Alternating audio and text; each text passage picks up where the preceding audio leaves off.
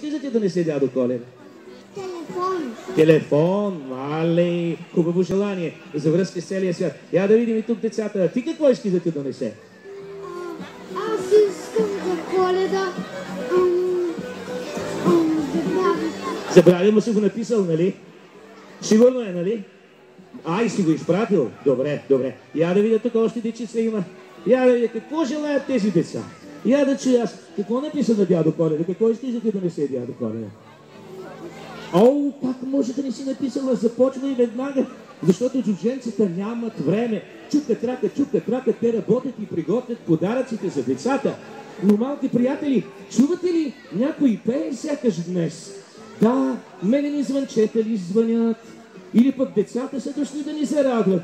Да, децата, талантите на Варна, тяхната усмивка ще грейне, заедно с светлината на нашата прекрасна коледна елха. След малко ще се случи и това. А сега да посрещнем част от талантите, малките таланти от Шлагерно студио, да, които днес за първи път ще ни зарадват с две чудесни песни. Две чудесни песни, които са композирани лично от тяхният скъп, много скъп ръководител, художествен ръководител Донно Цветков. Един прекрасен варненски творец. За първи път, уважаема публика, днес сега, за първи път ще прозвучат тези две песни на децата от детско шлагерно студио. Да, микрофоните вероятно вече са готови. Децата наистина са в трепетно очакване да започне тяхното изпълнение. А и ние, за да чуем за първи път онова, което е композирано, убеден съм в това, с много обич, от сърце. Две песни на Донно Цветков и детско шлагерно студио. Да, моля за вашето внимание. Музика, маестро!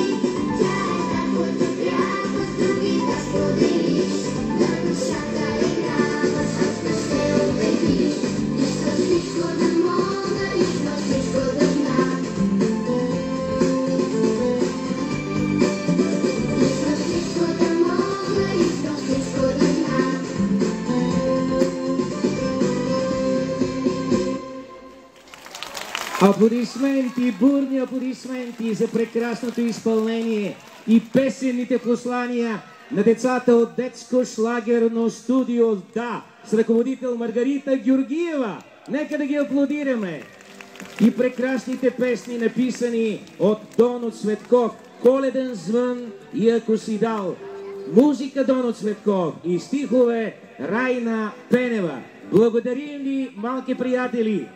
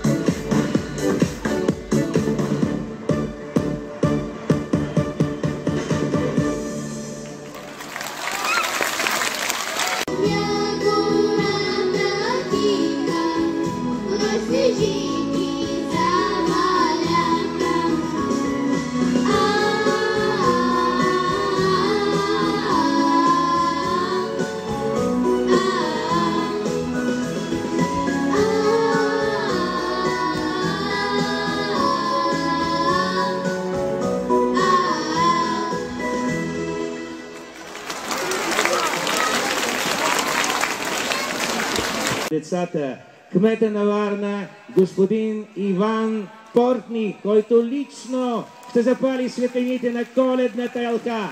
Хубаво настроение. Заповядайте при нас. Заповядайте, господин Портник. Вашето послание към децата и всички варненци днес. Благодаря.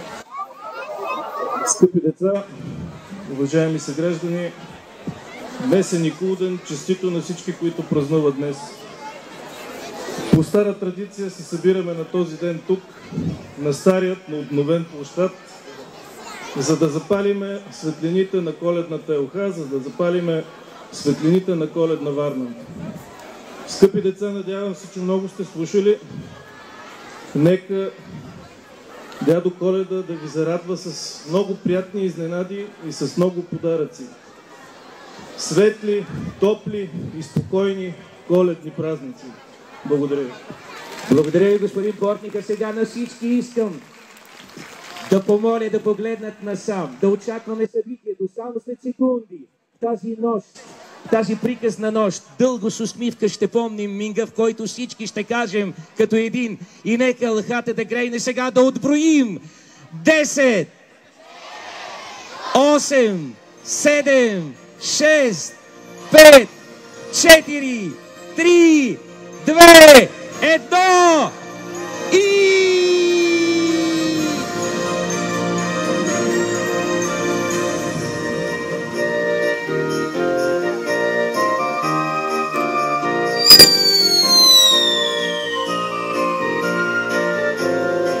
Ей, колко е хубаво! Колко е вълшебно! Приказно красиво!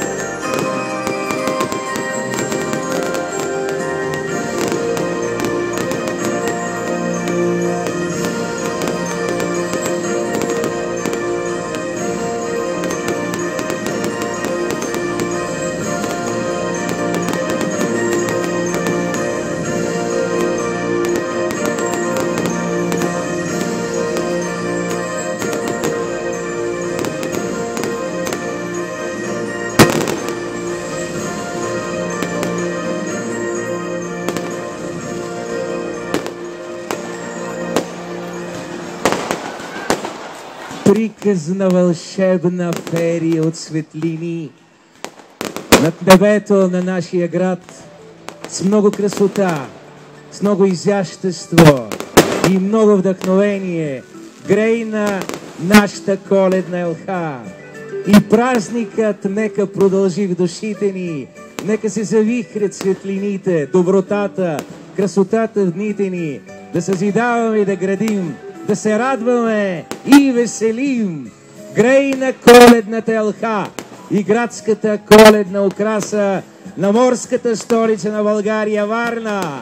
Вълшебно, приказно красиво.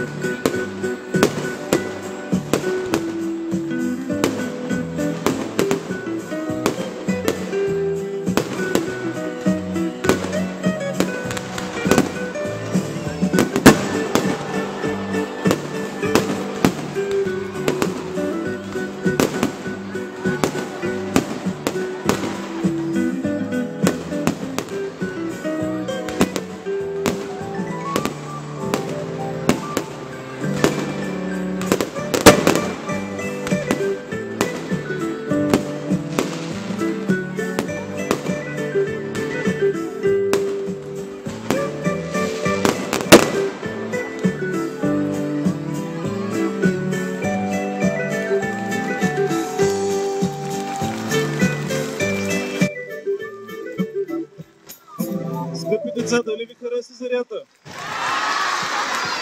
Искам специално да благодаря на всички прекрасни и талантливи варненски деца за прекрасното настроение, което създават днес тук. Светли и спокойни празници още веднъж. Благодаря ви. Благодарим ви, господин Портник. И нека празникът да продължи, защото грейна нашата елха красива, принцеса в коледна премяна. Край нея всички сме щастливи. И аз, и ти, и тя. За смяна! За смяна! А сега искам да поканя чудесните танцори от Средно общо образователно училище Елин Пелин, Варна, с художествен ръководител Радослав Иванов.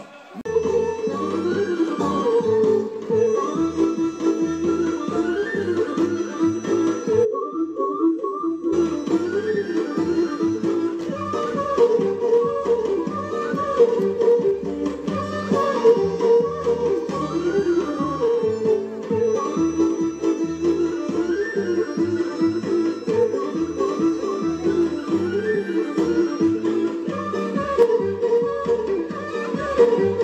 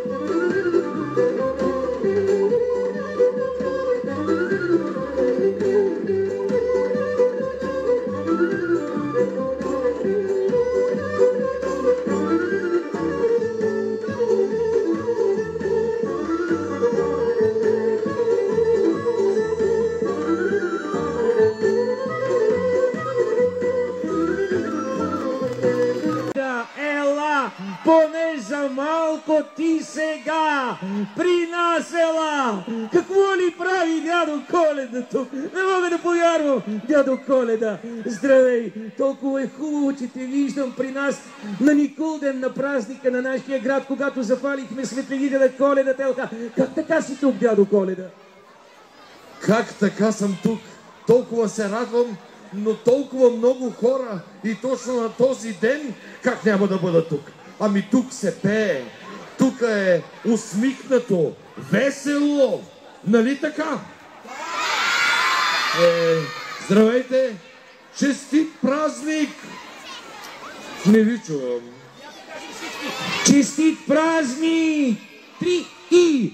Честит празник! Да си Никулден и дядо Коледа е дошъл за малко при нас! Точно така. Имам още няколко въпроса. Може би се питате защо идвам толкова рано. Как ще е рано? Празниците вече започнаха, нали така? Толкова много песни чух, да спрях шейната. Няма много сняг, да се наложи да я паркирам малко по-нависоко, но ето, че успях да дойда до тук. Толкова много хора, и знам, че много се веселите тук. Много се веселим, дядо Коледа, и много се зарадваме, че ти си дошъл при нас. Освен това, такава красива елха. Приказно красива, невероятно вълшебна. И това всичко ме накара да дойда тук, защото искам лично да се убедя колко са талантливи, колко са усмихнати нашите деца и как се подготвяме за празниците. И сърцето ти се развесели, нали? Но дядо Коледа, сигурно си много изморен. Още не толкова, но... Тепърва те чака много хубава, красива, да дарява щастие и добро. С посланията ти в коледната нощ работа. Разбира се. Но искаш ли да си починиш малко при нас с нашите песни, да те поразвеселим, да те зарадвам? Разбира се, с удоволствие. Постой при нас, дядо Коледа. Още малко преди да отпътуваш към Лапландия. Постой при нас, постой. А сега заповядайте, деца, заповядайте, малки мои приятели от детския хор при храм Свети Атанасий. Заповядай, дядо Коледа и децата и всички родители и целият град ще се порадват на тяхното изпълнение. А тяхният ръководител е също тук при нас. Евгения Григорова. Ще чуем Рождество Христово, Добри Христов и Елховиле ще чуем ние сега. Оставям и моя микрофон тук, за да озвучим най-добре тяхното изпълнение. Готови ли сте, приятели? Ето и госпожа Григорова е тук. Насочваме микрофоните.